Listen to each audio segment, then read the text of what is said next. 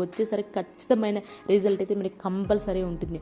I hope ఆ tip మీకు బాగా నచ్చిందని అనుకుంటున్నాను. నచ్చితే కనుక ప్లీజ్ సబ్స్క్రైబ్ చేసుకోండి. అండ్ నెక్స్ట్ టిప్ వచ్చి ఇలాంటి మిర్రర్స్ మనం కోలిన్ వేసి క్లీన్ చేస్తూ ఉంటాం. కోలిన్ లేదు అనుకున్నప్పుడు టూత్ పేస్ట్ ఉంటుంది కదా, టూత్ పేస్ట్ వేసేసి నీట్గా క్లీన్ చేస్తాం. ఒక పేపర్ తీసుకొని న్యూస్ పేపర్ పెట్టేసి నీట్గా క్లీన్ చేసండి. కోలిన్ కంటే కూడా నిజంగా ది బెస్ట్ రిజల్ట్ అయితే ఉంటుందని చాలా నీట్గా అవుతుంది. మిర్రర్ అనేది చాలా క్లియర్గా ఉంటుంది. సేమ్ ఇదే మన డ్రెస్సింగ్ టేబుల్ మిర్రర్ కూడా ట్రై చేయొచ్చండి.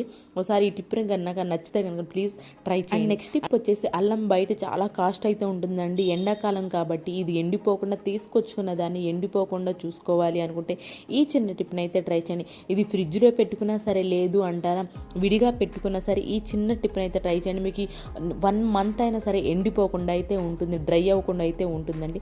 కర్చీఫ్ని తీసుకొని దాన్ని తడిపేసేయండి. ఒకసారి వాటర్లో తడిపేసిన తర్వాత అల్లం ఏదైతే ఉందో మనం తీసుకొచ్చుకున్నాలో అల్లం ఇలా తీసుకొచ్చుకుని దానిలో పెట్టేసి కర్చీఫ్లో ఎక్కువ గట్టిగా ముడి వేయొద్దండి. జస్ట్ లైట్గా అలా ముడి వేసేసేయండి. ఒక గిన్నెలో పెట్టేసుకోండి. మీరు ఫ్రిడ్జ్లో పెట్టుకున్నానంటే ఉంటుంది, లేదంటే విడిగా సపరేట్గా పెట్టుకున్నానంటే ఉంటుంది. కానీ డైలీ ఒక్కసారి అయితే వాటర్ దానిపైన ఇలా చిలకరించండి. మీకు 1 month అయినా సరే పాడవద్దు. ఐ హోప్ ఈ టిప్ అయితే మీకు బాగా నచ్చింది అనుకుంటున్నాను. నచ్చితే ఇంకా ప్లీజ్ యూజ్ చేసుకోండి. అండ్ ఇదే కానీ మీ ప్రీవియస్ వీడియోస్లో కూడా వెళ్ళండి, చూడండి.